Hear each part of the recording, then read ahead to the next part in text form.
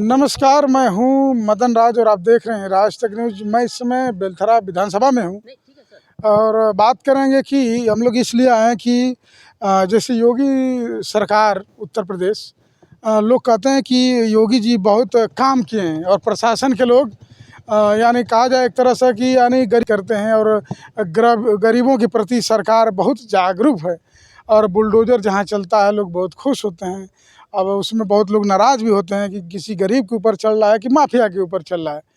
अभी जल्दी ही लोकसभा चुनाव भी था, लेकिन हमारे साथ पूर्व कैप्टन है, उनसे बात करेंगे। इनके साथ एक घटना हुई थी और घटना है 21 जनवरी की और 22 जनवरी को प्राण प्रतिष्ठा हो रहा था, जो प्रधानमंत्री मोदी और योगी जी अयोध्या में मौजूद थे। यानी एक तरह कहा जाए कि भाजपा के लोग यही कह रहे थे कि राम राज्य की स्थापना शुरू हो गई है, लेकिन उसी राम राज्य की स्थापना के एक दिन पहले पूर्व कैप्टन साहब हैं, उनसे बात करेंगे कि इनके साथ नगरा थाना में कौन सी घटना घटी थी कि आज भी ये दर दर की ठोकरें खा रहे हैं और न्याय की गुहार लगा रहे हैं। न्यायालय से लेकर चाहे न्यायपालिका हो, चाहे योगी आदित्यनाथ हो, यानी पूरे उत्तर प्रदेश सरकार से अभी तक इनको न्याय नहीं मिला है। तो कैप्टन साहब, सबसे पहले तो आपका स्वागत हमारे चैनल पर। धन्यवाद। तो कैप्टन साहब, क्या घटना हुई थी, आप थोड़ा जानकारी दीजिए। जी, सबसे पहले तो राज तक चैनल को मैं धन्यवाद देता हूं कि आप मेरी आवाज़ को देश के पटल पे रखने के लिए मेहनत करके, परिश्रम करके आप हमारे तक पहुंचे हैं। बहुत बहुत आपका धन्यवाद। दूसरा, पूरे देशवासियों को, जो आपके चैनल पे जितने भी दर्शक दीर्घा होंगे, उनको मेरी तरफ से जय हिंद। मेरा नाम कैप्टन दिवाकर पांडे, मैं भूतपूर्व सैनिक हूं। लगभग 1 साल पहले हमने सेवा से अवकाश प्राप्त ग्रहण किया है। मेरे साथ 21 जनवरी 2024 को उत्तर प्रदेश के बलिया जिला के नगरा थाने में एक घटना घटित होती है। वो घटना इस प्रकार है कि मेरे एक मित्र हैं जिनका कोई मुकदमा चल रहा है, जो न्यायालय में विचाराधीन है। तो उनकी पत्नी थी, धर्मपत्नी, जिनके साथ दरोगा जी, सब इंस्पेक्टर अतुल मिश्रा जिनका नाम है, वो इनके साथ अश्लील हरकत, छेड़खानी ये सब करते थे।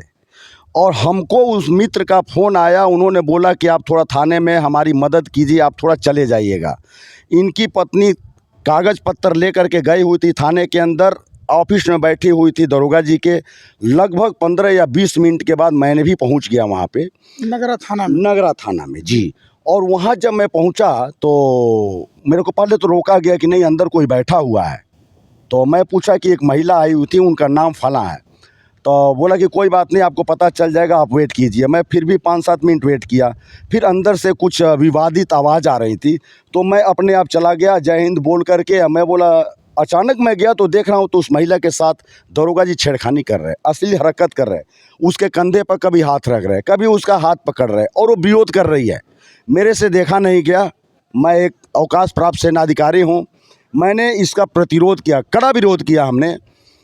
वो बोले कि क्या ये आपकी बॉयफ्रेंड है क्या, आपको क्या प्रॉब्लम है? दरोगा साहब कह रहे हैं। जी, दरोगा जी कह रहे हैं हमसे। तो मैं बोला, सर आप 2 स्टार लगाए हुए हैं, आपको यहाँ का अधिभार ग्रहण किया आपने और एक थाना अध्यक्ष की ड्यूटी आप कर रहे हैं, ये अश्लील हरकत आपको शोभा नहीं दे रही है। इतना ही कहना था कि मेरे पास बड़े दुख की बात है कि वो टोपी नहीं है।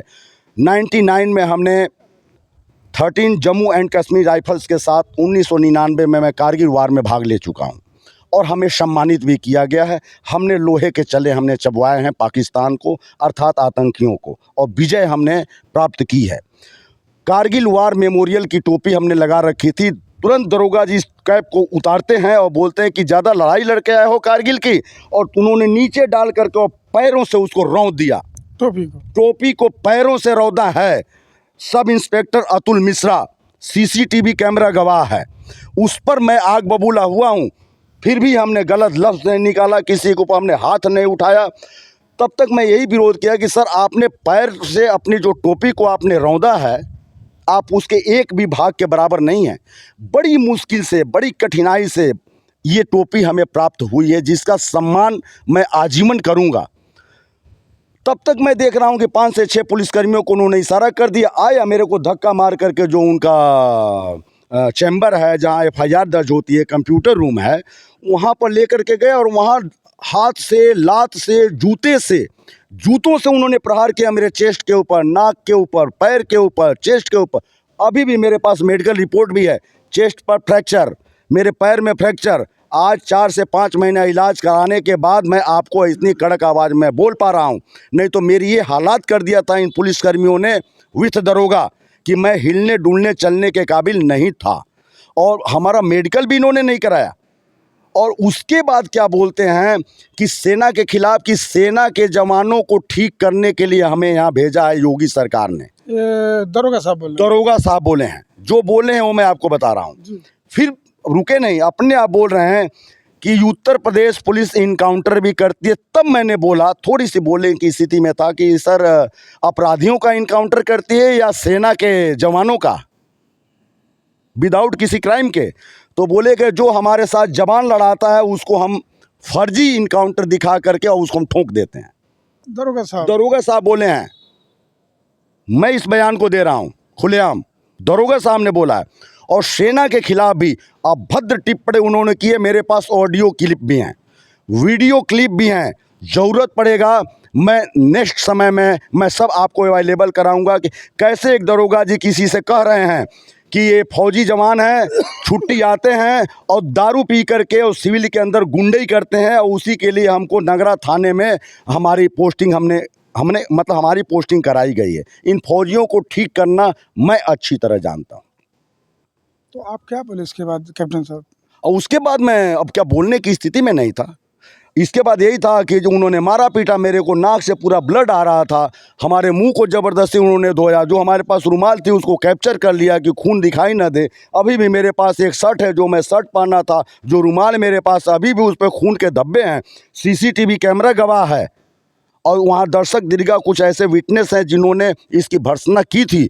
उसमें पुलिसकर्मी भी थे, लेकिन वो उसकी आवाज़ नहीं उठा सकते थे क्योंकि वो मजबूर थे, उनको उनके अंडर में ड्यूटी करना था। लेकिन कुछ ऐसे लोग थे जिन्होंने कहा कि इस फौजी आदमी के साथ बहुत ज़्यादा अभद्रता हुई है और ये सब कानून के खिलाफ है, अनलीगल है, जो नहीं होना चाहिए था।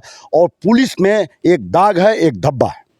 तो कैप्टन साहब, हमारा सवाल है कि देश के प्रति अपना योगदान बहुत दिए हैं, बता रहे हैं। बिल्कुल दिए हैं। तो इनको उसके लिए प्रति ये नहीं एक बार सोचे कि नहीं मैं किसका टोपी निकाल रहा हूँ और किसको बोल रहा हूँ। एक बार भी दरोगा साहब नहीं सोच पाए कि मैं क्या कर रहा हूँ, किसको कहूँ। सबसे पहले दरोगा जी मेरा इंट्रोडक्शन लेने के लिए तैयार नहीं थे, लेकिन दरोगा जी को पता तो चल गया था।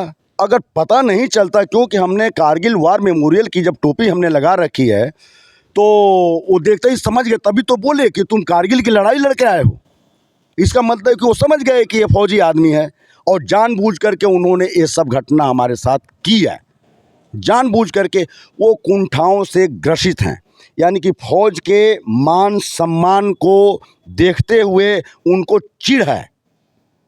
इस टाइप का ये दरोगा हैं जो हम जी। तो कैप्टन साहब, आपका कहने का मतलब है कि उनको जलन है कि लोग देश की रक्षा कर रहे हैं, हम लोग कहा जाए तो थाने की रक्षा नहीं कर पा रहे हैं। थाने की बिल्कुल नहीं रक्षा कर पा रहे हैं। मुझे तो इनके इनकाउंटरों पे भी शक होते हैं। ये खुद बोलते हैं कि हम इनकाउंटर करेंगे, जो हमारे साथ जवान लड़ाता है उसका इनकाउंटर कर देते हैं। तो हम कैसे यकीन करें कि ये सही इनकाउंटर करते हैं? सेना की कार्यप्रणाली पर ये प्रश्न चिन्ह खड़ा कर रहे हैं, नंबर 2। नंबर 3, ये बोल रहे हैं कि फर्जी मुकदमे में फंसाएंगे, तुम्हारी जमानत नहीं होगी और तुम जिंदगी भर जेल के अंदर सड़ते रहोगे। दरोगा साहब भी है नगरा में? नगरा में हैं, खुलेआम दरोगा घूम रहे हैं नगरा के अंदर। और अगर आप इसके आगे अगर मैं बताऊं तो सीओ को हमने एप्लीकेशन दिया है, एसपी साहब को हमने एप्लीकेशन दिया है, और IGRS हमने भेजा हुआ है मुख्यमंत्री पोर्टल पे। सीओ साहब ने आश्वासन दिया कि सीसीटीवी कैमरे की रिपोर्ट दी जाए। आज तक 5 महीने हो गए, सीसीटीवी कैमरे की रिपोर्ट नहीं आई। प्रशासन लीपापोती में लग गया। एसपी साहब, जिनका नाम देवरंजन वर्मा है, बलिया जिला के एसपी, 2 बार मैं गया, हमसे उन्होंने अनकट रहने की कोशिश की, मिलने की कोशिश नहीं की। जब मेरा नंबर आता था उठ के बाहर चले जाते थे। यानी कैप्टन साहब, आपका कहने का मतलब उनको कहानी पहले से पता हो गई थी? कहानी पता हो गई थी, उन्होंने उनको ब्रीफ कर दिया था, उठ करके चले जाते थे। तीसरी बार जब मैं गया तो एडिशनल एसपी दुर्गा प्रसाद तिवारी जी हैं, उनके पास इन्होंने हमें ट्रांसफ़र कर दिया। ठीक है, वहाँ भी मैं गया। वहाँ जब मैं गया तो उन्होंने ट्रांसफ़र कर दिया। देखिए, उन्होंने अपने से जूनियर को किया, उन्होंने अपने से जूनियर जो सीओ फहीम कुरैशी साहब हैं, रसना में बैठते हैं, सीओ हैं, उनके पास भेज दिया। उन्होंने बोला कि हम जांच करके और उसके बाद आपको रिपोर्ट देंगे, आपको बताएंगे, आपको बुलाएंगे। लगभग 5 महीने केस को बीत गई, कहीं से कोई खबर नहीं आई, कुछ नहीं हुआ। IGRS रिपोर्ट से फ़ोन आता है, आपके शंका का समाधान हुआ, आपकी केस का कोई समाधान हुआ, बस यही पूछा जाता है IGRS रिपोर्ट के तरफ से। कोई कार्रवाई नहीं की जाती है, कोई समाधान नहीं निकलता है। तो अभी आप दोबारा नहीं गए योगी जी के पास, चाहे यहाँ के कैप्टन साहब हैं जो कप्तान हैं, इनसे नहीं मिले? दोबारा मैं नहीं मिला हूँ, बिल्कुल नहीं, मैं दोबारा मिला हूँ। अब दोबारा मैं पहली बार अब मैं मिलूँगा DM साहब से, DIG साहब से, IG साहब से, अपने रक्षा मंत्री से, अपने जनरल साहब से, प्रधानमंत्री साहब से, मुख्यमंत्री साहब से और लास्ट में राष्ट्रपति महोदया से। अगर मुझे इंसाफ नहीं होता है, यहाँ नहीं मिलता है इंडिया के अंदर, अंतर्राष्ट्रीय कोर्ट का भी मैं दरवाज़ा खटखटाऊँगा, क्योंकि मैं एक सैनिक हूँ और मेरे साथ बहुत ही बुरा बर्ताव हुआ है। आज के इतिहास में इतना बुरा बर्ताव किसी के साथ नहीं हुआ। अगर किसी के साथ हुआ होगा तो डर से, दहशत से, नौकरी बचाने के लिए, लालच से वो दबा होगा, छुप गया होगा, उसने केस को हाईलाइट नहीं किया है, उसने बर्दाश्त कर लिया। बट मैं नहीं बर्दाश्त करूंगा, क्यों कि इस केस को लेकर के मैं आजीवन जेल काटने के लिए तैयार हूं, फांसी के तख्ते पर भी झूलने के लिए तैयार हूं। लेकिन सभी हमारे सेवारत सैनिकों जो बॉर्डर के ऊपर ITBP, CISF, CRPF, SSB, special force, जितने भी हमारे सैनिक हैं जो हमारे बॉर्डर के ऊपर सेवा कर रहे हैं, उनके और जो अवकाश प्राप्त जितने भी सैनिक हैं, उनके मान सम्मान की लड़ाई को मैं लड़ूंगा लास्ट तक। जब तक इनको सम्मान नहीं मिलता है, कोई कानून में संशोधन नहीं होता है, कोई नीति नहीं बनती है कि एक फौजी आदमी के साथ क्या सलूक समाज के अंदर होना चाहिए, पुलिस प्रशासन के अंदर क्या सलूक होना चाहिए, तब तक मैं चैन से नहीं बैठूंगा। उसके लिए मैं जेल जाने के लिए भी तैयार हूँ। चलिए ठीक है, बता दें कि भूतपूर्व कैप्टन हैं और इनके साथ कौन सी घटनाएं हुई ये तो पूरे कैप्टन साहब बता दिए हैं, लेकिन कहा जाए तो देश के रक्षक हैं लोग, और किस तरह देश की रक्षा की जाती है जो उसमें उसको ज़्यादातर पता है। तो कैप्टन साहब इनको भारत सरकार से सम्मानित चुका है, सम्मान भी मिला है इनको, 6 मेडल मिला है, सोच लीजिए। और विदेश सेवा, और सबसे बड़ी बात है कि इतने मेडल मिलने के बाद जब एक थाने में ऐसा व्यवहार किया गया कैप्टन साहब के साथ, तो एक आम नागरिक के साथ किस तरह व्यवहार होता होगा, ये तो योगी आदित्यनाथ जी को भी सोचना पड़ेगा। और आने वाला जो भी चुनाव बीता है, इसमें जनता ने सबक भी सिखाई है भाजपा को कि लोग त्रस्त हैं, महंगाई है, चाहे प्रशासन के लोग हैं, और ये सब कुछ चलता है। तो आप लोगों को क्या राय है कमेंट बॉक्स में जरूर लिखिए। ऐसी खबरों के लिए राज तक न्यूज़ चैनल देखते रहिए।